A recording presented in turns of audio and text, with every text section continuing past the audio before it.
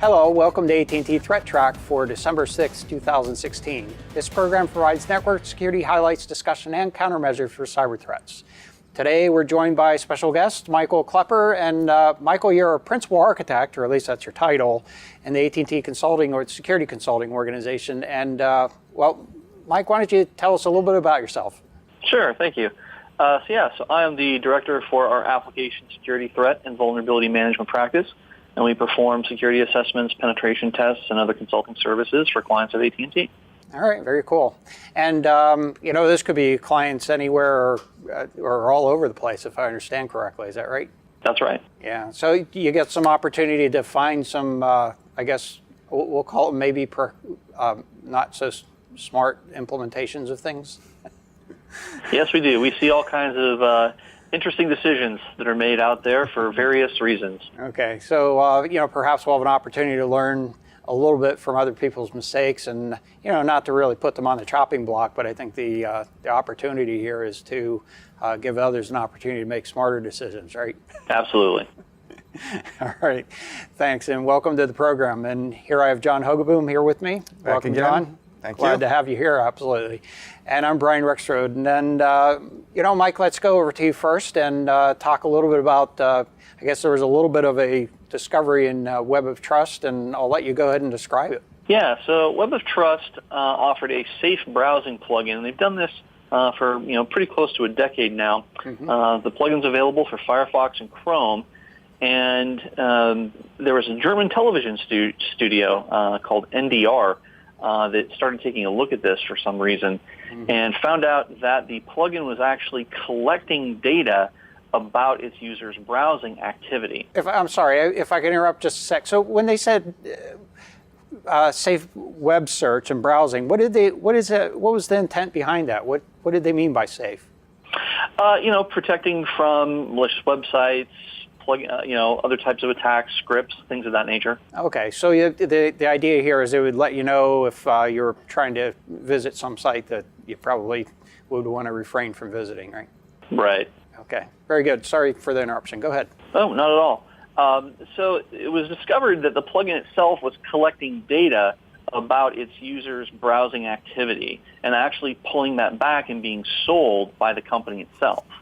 And this was interesting because it wasn't something that was overtly presented to the users, that they really understood was happening, and that it wasn't really sanitized as well as it should have been. Mm-hmm. So this is interesting because not only do they have a very large installation base of users, there's approximately 140 million users of this plugin worldwide, but it shows the difficulty with which trying to sanitize data happens, right? Even if you have a process and a service that really is relying on sanitization of data, that can't always be a very trivial task. There's some challenges there.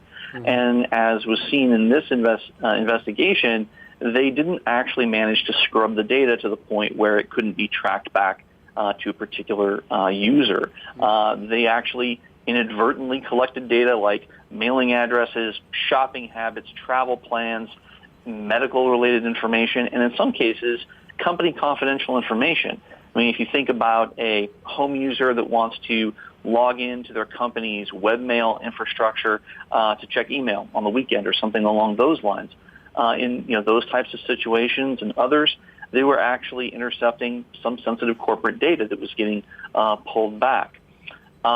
So the organization, has made a public announcement. They're going to, change the way they collect the data. They're going to, revamp their data scrubbing collection efforts, and they're going to make it an opt-out policy so that you can opt out of having your data collected. But there's some challenges there that are going to continue. Mm-hmm. First of all, it's an opt-out strategy rather than an opt-in. So a lot of users, particularly down the line, may not even realize they need to opt out. Those types of agreements are always mm-hmm. challenging. The second is they've already had challenges with scrubbing data once. How confident can we be that data scrubbing algorithms are going to improve and the same kind of situation mm-hmm. isn't going to happen again? Yeah. And then the third interesting point that I took away from this was the sort of less than obvious security risk of things like browser plugins. Because a lot of organizations, they're operating with permissions that actually allow a lot of their end users to download and install plugins on an as-needed basis, because they don't want to have, help desk calls or things like that. So the potential for malicious plugins or plugins that take activity like this and might actually, trespass upon some corporate data is actually something that, we should look to account for in awareness, training to end users to make sure that they understand that they really need to be conscious about what types of browser plugins that they're allowing to be installed on their machines. Mm-hmm.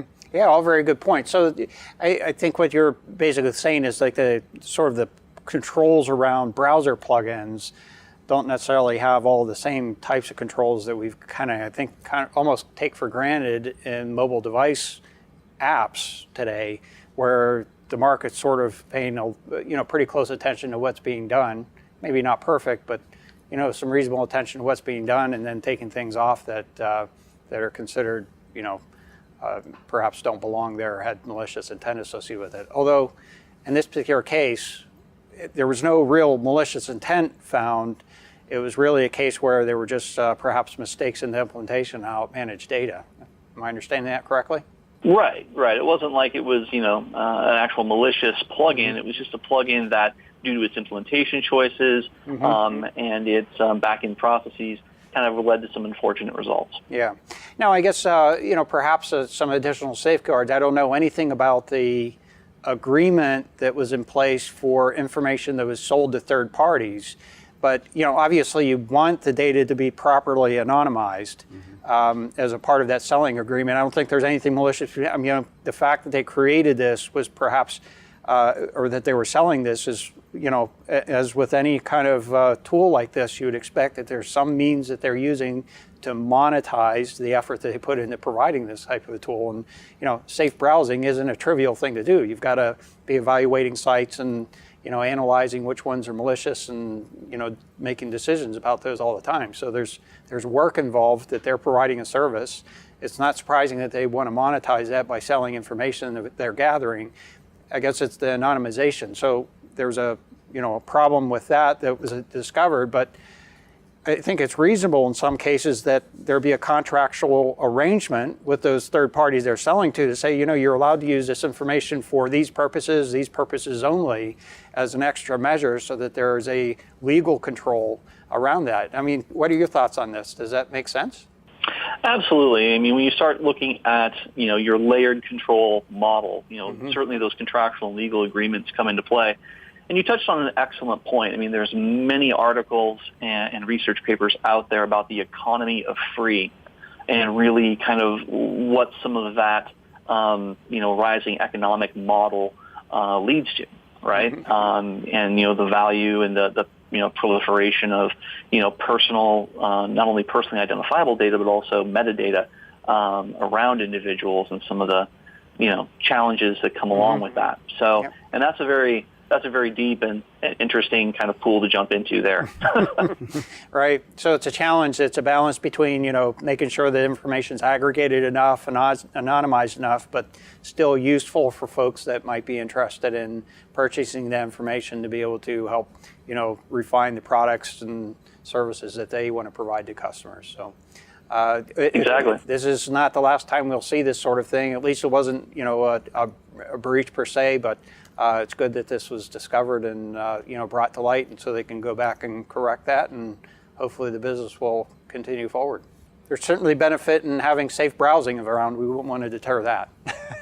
Yeah, absolutely. And Web of Trust is actually one of the better, types of sites out there for indexing these sorts of things. So their reputation is pretty good. I would hope that they have some sort of disclosure that when you install the plugin, that it lets you know that your information is going to be collected. It could be, resold to third parties for marketing purposes, blah, blah, blah, blah, blah. But I would think that's in the agreement, but that's a good point. I'm not sure exactly where that agreement would exist for a plugin. You may have to go to the site or something. Mike brought up a good point about the controls around plugins. I'm not quite sure that there's as good fine-grained controls around plugins that get installed in browsers as there are on the rest of maybe a Windows type machine where you can enforce things with group policies and whatnot.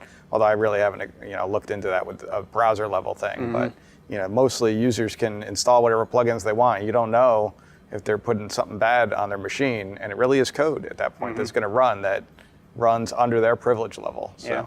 Well, actually, if I understand correctly, when this was discovered, I think the browser vendors actually pulled it off of their plugin until they could get that issue straightened out. So I don't know exactly what the status is, but it's a good point. I think there is actually at least a little bit of deliberation that's in place from the browser vendor's point of view. But in terms of perhaps enterprise controls and things, there are possibly some opportunities for improvement on that. Right. All right. Very good. Thank you, Mike, for bringing this. And John, let's go to you. We'll talk a little bit about this WordPress, an interesting sort of vulnerability discovery. It's amazing the little there's a lot of little nuances in this that I found was interesting. Well, first of all, I mean, the one thing I think is good that we kind of talk about a lot is, there's a lot of software that is distributed out there, especially, public domain and whatnot software that doesn't have good means for automatic updating. Yeah. WordPress does. So WordPress, when you install the WordPress software on your website, about every hour your website will go up to something that's the api.wordpress.org. It's like a software update server. It checks to see if there's any updates for any of the plugins that I have installed in my installation. And if there are, it will automatically update and or notify me. Some of them you might need to, say I want to install it, but usually it'll have an automatic update, especially if it's a security thing. So that's kind of good that they have this in place. They thought about the fact that, a lot of these content management systems have had issues in the past, so they did something to try to address this. The downside of the story is a research group was looking into the source code behind this API WordPress.org website that handles the automatic update process. And they found that the basic way that it works is that, so if you're a developer and you have a plugin that's a WordPress plugin, I can push my changes to GitHub. And then on GitHub, there's what's called a webhook, which is kind of like a back call to WordPress. So when a plugin gets updated by one of the developers, GitHub will trigger this webhook that calls back to WordPress or api.wordpress.org. And what they do is they have a shared secret. So they're only two people that are going to talk to each other using this function is normally GitHub and WordPress. And they have a password, and they basically use that to take the JSON blob that they're going to send from GitHub to WordPress. They do a computation of the password and the code or the JSON. They create a hash. And then when WordPress gets it, he basically does the same function. If it matches, then they know this is legit. So it's an integrity check. Right. It's basically, not trying to hide the it's not hiding the actual what's verifying. actually in the JSON, but just to say that this is what I computed when I combine this with our secret key that we both know.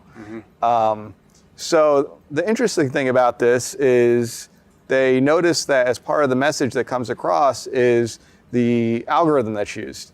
So you can specify, normally they use SHA-1, which is I think 160 bits or something like that. Which I think is being deprecated as well. But it might be, but still it's fairly cryptographically It's going to do strong. good error checking, and it's going to give a little bit of resilience to. And it's a decent enough key space. If you're going to try to brute force it, it's going to take you a while. But you could change that. So if I'm a rogue actor and I happen to know a weaker algorithm that's supported by PHP, it's really just the PHP, and this is really a flaw over in the WordPress receiving part. So there's a PHP script running on the WordPress site that GitHub talks to, and he receives this message and he says, oh, well, you don't want to use SHA-1, what would you like to use? And so they found there's one algorithm called Adler32, which I hadn't really ever heard of, but it's basically like two 16-bit things kind of stacked together as two separate ones. Which dramatically reduced the key space to about 100,000 possible combinations. So what he does is he basically just tried all 100,000 combinations until he got the right key, because he doesn't really need to know the key. He just kind of like has to permute it properly.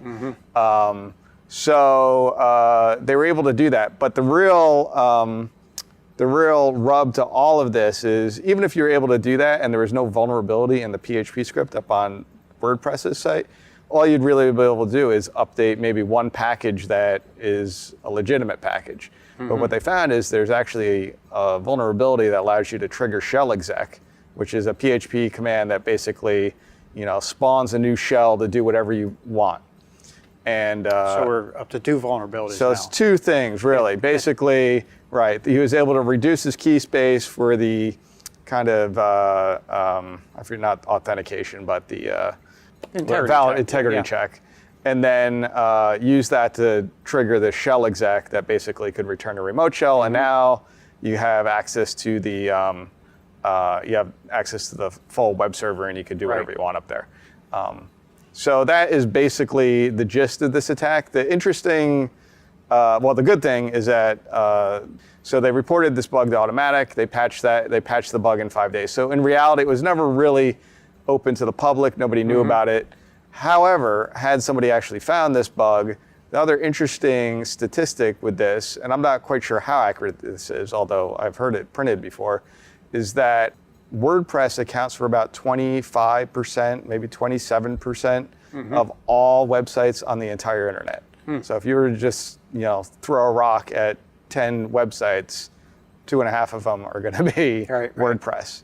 So if you were able to compromise this automatic update server up on WordPress, in theory, you could potentially get a gigantic number of web servers, which also usually have very good bandwidth. So if you're going to use that for DDoS or anything, you could really cause a lot of havoc. Well, and that's been done in the past. Effectively, is that there was WordPress and Joomla that they were and a few other basically targeting. ones. And so, and I think it is conceivable in the context that you point out is certainly a consideration that it's a lot of sites, but in terms of what I'll use the word significance of each of those sites, they're probably a little less on the usually less on the business or commercial space and more on the home, personal type of spaces that get used there. Small business maybe might even use it. But usually not larger businesses. But there is a high density of them out there. As we've seen, that high density becomes a problem for business. And that problem we're going to see increase, right? With the various botnets and the rise of those being very much driven by consumer devices as opposed to alternatively what was kind of more traditionally unsecured enterprise or educational institution systems. Right. One of the things this has certainly gone for it, and you pointed it out very at the beginning of this discussion here, John, is that there is a mechanism here to update software if a vulnerability is identified, so they are right on top of the game of fixing that. That's where we need to get IoT. And basically in sort of that same mode, if there's a vulnerability discovered, it gets updated. It's not something that we have to concern the end users with. So just got to make sure when you implement it, make sure it's a good, secure method that has been done. There was the reporters also mentioned some things like it might be good to have some sort of signature-based checking or code signing of the plugins, things of that nature to help improve the security around this stuff. Because basically, even a rogue actor potentially could compromise GitHub and push a plugin that's not really from that correct developer, and it would get pushed up.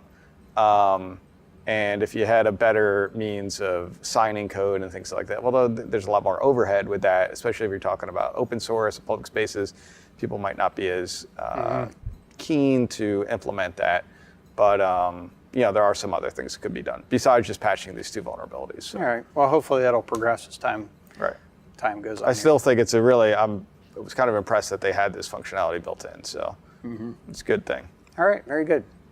Okay, so let's take a little bit of a look at the internet weather for the week here. And first item we have, and this is based on basically change activity or alerts that were generated, scan probes and sources on port 1434 UDP, that's Microsoft SQL database. And in fact, this is most notoriously known for this particular port known for the SQL Slammer worm that dates way back to, I think, 2001, if I remember correctly. It was around that time period.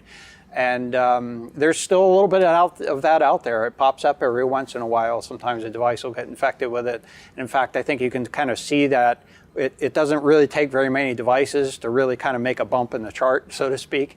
Now, we happen to be looking here at the graph. I put it on a 24-hour moving average to help settle things out a little bit, because there is a lot of spiky activity. There's an organization that does sort of a regular scan on a daily basis, and we want to try to keep that sort of balanced out.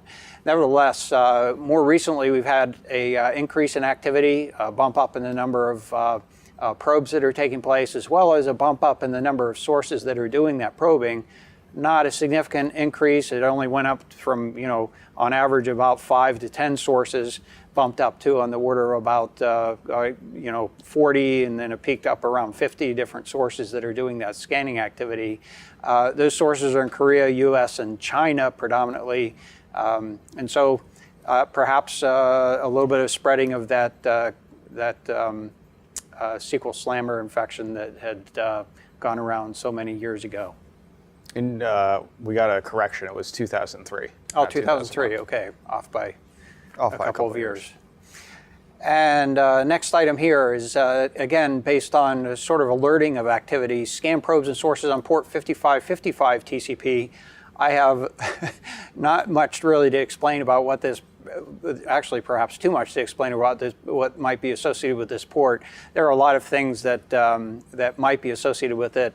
A number of them, FreeCiv, which I think you had mentioned was a game.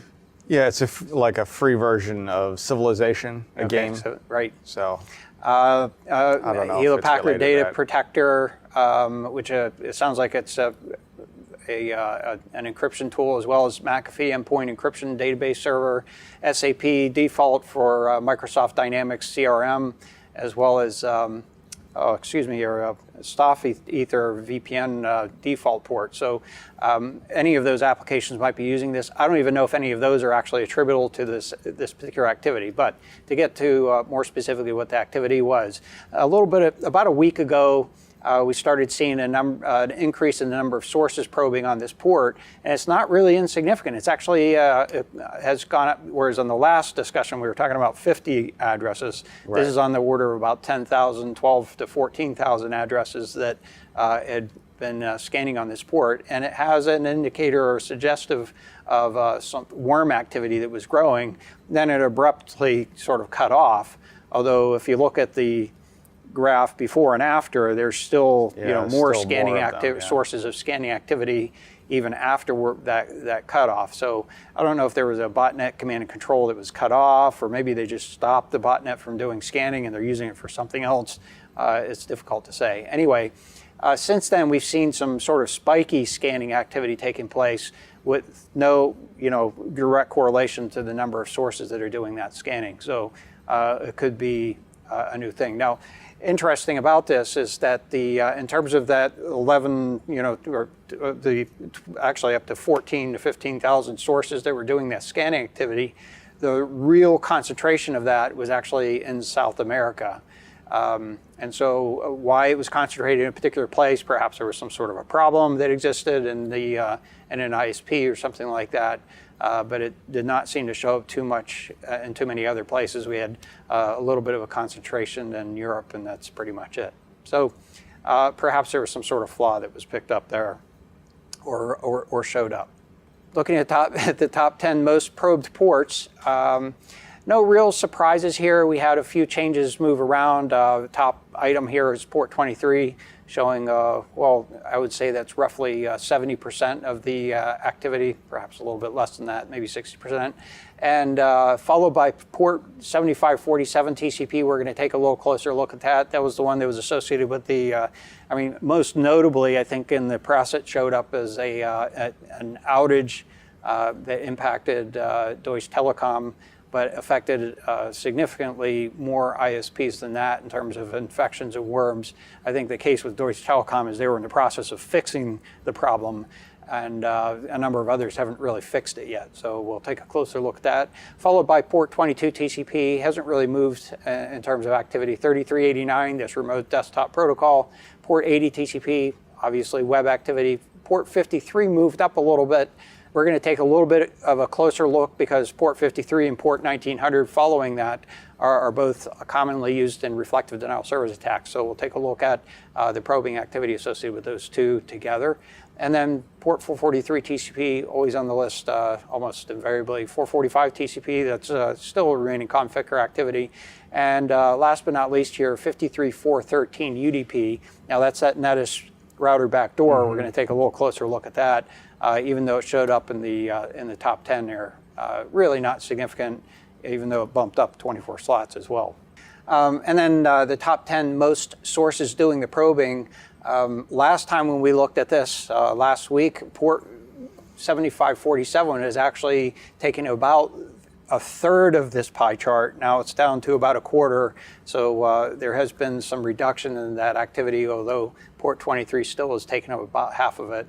And then we saw some increase in 6881 UDP. We're not going to actually take a look at that, but I suspect that's a sort of a revival of a BitTorrent network. We sometimes see those pop up as perhaps means to, in some of the cases it looked like it might have been perhaps some pirated materials or something along those lines. Yeah, we've seen various BitTorrent things, but sometimes I think it shows up on our scanning because of the peer-to-peer nature of BitTorrent. Oh, yeah, absolutely. So yeah, it just kind of, even the legitimate, BitTorrent can kind of rise any up legitimate BitTorrent's going to show up like that, but some of them seem to have showed up with sort of questionable motives. Especially on some weird ports, like we've seen some other stranger ports. Like that's a very common BitTorrent port. Mm-hmm. Followed by 445 TCP, 80 TCP, and we have a few other ICMP ports. ICMP 8, by the way, is a ping request, and ICMP 0 being a ping response, and then we also see port, type 11 and type 3, which generally mean that you can't get there from here is my sort of simplistic way of saying it, but either administratively denied or maybe a timeout or something along those lines. Port unreachable or right. Okay, looking at port 23 TCP, at the number of probes. Number of probes over the last week or so has been relatively flat. We did see a little bit of an increase in activity as this sort of a numerai botnet sort of formed using that port 7547 that was associated with the the CPE WAN management protocol. Mm-hmm. And then in terms of the number of sources doing that probing, we haven't seen a significant change. We're looking at 90 days of activity here, so you can see it did increase significantly some time ago and seems to be remaining somewhat flat around 250,000 sources here. So you take a little closer look, somewhere around 250, wavering between 250 and 300,000 sources on a given hour, and still up in the order of maybe 700,000 through the course of the day. And then looking at scam probes and sources on port 7547 TCP, this is the one that popped up. Again, the CPE WAN management protocol. Actually, the issue that occurred here, we'll take a look at it just after the slide, and I'll describe it a little bit more detail. But top graph here, the number of probes has not changed significantly, but in the bottom graph, the number of sources doing that probing has been going down. I'll say steadily over the last week or so as hopefully ISPs are correcting the problems on those devices. And most notably, I think like it was mentioned, Deutsche Telekom seemed to be on top of that first. We're going to take a look at the geographic map associated with that as well in a moment. But first, a little detail on the flaw. I think there were fundamentally three things that occurred, and we discussed this in more detail last week. One is that TR64 had a design flaw. TR64 is actually the land-side DSL CPE configuration protocol. Basically, it's an ability on the LAN side of like a residential gateway, you'd be able to do some configuration and control on that device. And it didn't require any authentication. That's by design. In my opinion, that's a flaw in the design. You should require some sort of authentication so that it can't be abused. And then the next piece of it is that that interface, that protocol, was inadvertently exposed to the internet side of the device. So it was available on the WAN interface. And then last but not least, that there was a command injection flaw that allowed the protocol to be used to execute commands on the device, arbitrary commands, which would be, in this case, to be able to have it download and and run malware. So the combination of those things kind of contributed to this. There were two specific devices that have been identified with this problem, the EIR D1000 device, as well as a speedport router that Deutsche Telekom uses. And I think work has been done to correct those, but the use of devices that have that sort of problem seems to be much more widespread than just had been originally disclosed. And as you can see here, sources of the activity are very heavily in Europe, Middle East, continues to be that way. And actually, this is actually last week's graph. Week, right. It continues to be that way nevertheless. Just to do a little bit of a comparison, this particular graph was done on 140,000 sources, roughly 140,000 sources. And we'll go ahead and pop to the next graph here, which is half as many sources. But what you'll see is that the diversity of that activity has, I think, increased significantly. So you see a lot more activity around the United States. You see activity around Europe, over into Eastern Europe as well. My personal point of view is I don't think that is an increase in the number of infections per se. I don't think it's propagated significantly further. I think what this is you're seeing activity from researchers all around the world that are basically probing the network and trying to find these devices. Well, or other botnets that aren't necessarily vulnerable to this. Well, that's a good point. Yeah. Vulnerability on this port, but are looking for any other devices that they could pull into the fold. Absolutely, that's absolutely a possibility. So other botnets may be attempting to do recruiting activity, but aren't necessarily these devices infected. And so it's a very good point, John. Thanks. So, but it is encouraging that the number of devices has gone down to about half of what, at least from our point of view, has gone down to at least half of what it was previously. Now, switching gears a little bit here, once the botnets are built, and that's basically reflective of building the botnets, they often get used in denial of service attacks. We're seeing more and more frequently, this is a little bit backwards, we're seeing less and less reflective attacks and more execution of just plain old UDP flooding attacks or SYN attacks. Yeah, directed kind of attacks. A resurgence of what we had seen perhaps perhaps 10 years ago. Well, I mean, the Mirai botnet has a lot of functionality for directed attacks or spoof source attacks if your ISP supports that. So I haven't seen them in at least that botnet using reflective attacks as part of their vector. So, but you're right. So, but they still do support reflective denial of service attacks. And what I'm basically graphing here, since we saw some resurgence in activity and probing for some of these ports, I just combined some of the most popular ports that are used for those reflective attacks. And this is the probing activity to find those devices, not necessarily the actual reflection attack activity itself. So we have port 1900, that's character generator. Port 53, that's DNS, port 123, that's network time protocol, and then port 1900 UDP, which is a simple service discovery protocol.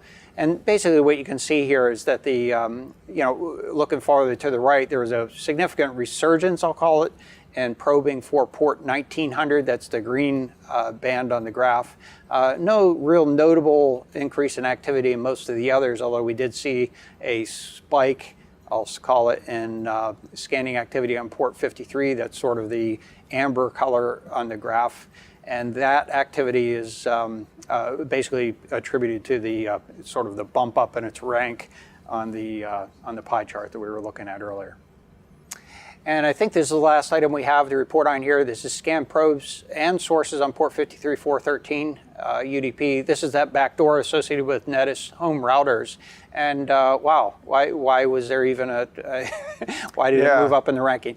There was actually a little bit of a spike way down to the right, but I chose deliberately to show 180 days just to put it into perspective that even though there was a little bit of a spike in the activity and it did bump up into the top 10, it was nowhere near as significant as what we had seen previously, actually in the midsummer timeframe. So I don't think there's really a significant resurgence in the activity on this particular report. But nevertheless, to my knowledge, that backdoor has not been repaired. It's still out there. And I guess one other thing I wanted to sort of point out, since we have been looking at a lot of this botnet activity, there was an article that I ran across. This was in the Register, actually the UK version of the Register. I assume it's in other releases as well. But Sony had taken some action to, what they used the term here, to kill off a secret backdoor in 80 models of their CCTV DVRs. And basically they had an interface that had been discovered that basically allowed access to the HTTP interface through a secret password. And those have since been removed. And so I think the point here is that we should never really assume that there isn't some sort of a vulnerability or backdoor in devices. They're often there. Even very reputable companies have these types of things in there. Whether it's actually a prudent thing to do is another thing that's certainly worth debate. But it is a good idea to have, well, first of all, perhaps do some testing and have some good practices, layered security around devices to make sure that things like this can't. Now, actually, how you subvert this sort of an issue is a little bit of a challenge in itself. But nevertheless, put good layers of security around devices the best you can to be able to make yourself somewhat immune to these types of issues. And John, as you pointed out earlier, the ability to actually update devices is significant here. In this particular case, to my knowledge, it did not appear that there was any automatic update feature. Right. Here we have 80 different models of devices that need to be updated with new firmware to be able to correct this. It's not clear that they're actually going to get corrected. I was just going to say that on the upside, they at least actually have the capability of updating the firmware. I think that, some of the lower end devices, they don't even have that capability. And certainly, applaud Sony for taking the action to make an update available. I think that operationally, I think a lot of organizations are going to see challenges because unlike patching Windows machines and other types of platforms, the ability to centrally manage and push out firmware installs is, probably much lacking by comparison in most organizations. Yep. And perhaps for a future discussion, we can bring up the topic. I think there are really just about 8 things that really need to be done to be able to do a reasonable job, actually protecting almost all of the types of issues we've run into, significant issues that we run into with IoT so far. And I think it's going to be really important that in order to have IoT be successful, that those requirements be kept relatively minimum. But we can't have, big regulatory controls in place that keep IoT devices from being inexpensive and, power efficient. If it becomes too arduous, they're not going to be successful. So there's a lot more movement around putting some controls in place to make sure devices that connect to the network are secure. I think that's a very positive thing from the security point of view, and it's a matter of making sure that there's good balance between the controls, the requirements, and making sure that it does not disrupt the opportunities that you get from internet connected devices. So, I came up with a great idea, and I'll be quick. Yeah. But for the home router, so if there's a new firmware update available, what the vendor should do is, if they can't automatically patch it for whatever reason, like maybe sometimes you have to go in, but most people don't know. So what they should do is they should have a little speaker in there that chirps like your smoke alarm, every 30 seconds, over and over again. It'll just make you crazy, and it'll make people update. Right? Annoyance it's a great idea. Control, apparently. It certainly gets the battery placed in the fire alarms. Right. It's actually a clever feature that somebody came up with, and I wonder if they have a patent on that feature. I don't know. But it's a good one. You're absolutely right. Although it takes about 20 minutes chasing around the house to try to figure out which one it is. Right. All right, very good, John. And that's our show for today. We'd like to thank you for joining us. If you'd like to get in touch with us, you can email us at attThreatTraq@list.att.com, and you can find AT&T ThreatTraq on the AT&T Tech channel. It's on YouTube as well as on iTunes. You can follow us on Twitter. Our handle is @ATTBusiness. And Mike, I'd like to thank you for joining us today. Thank you for having me. And John, thank you for joining. Yep, thanks. I'm Brian Rexroad. We'll be back next week with a new episode. And until then, keep your network safe.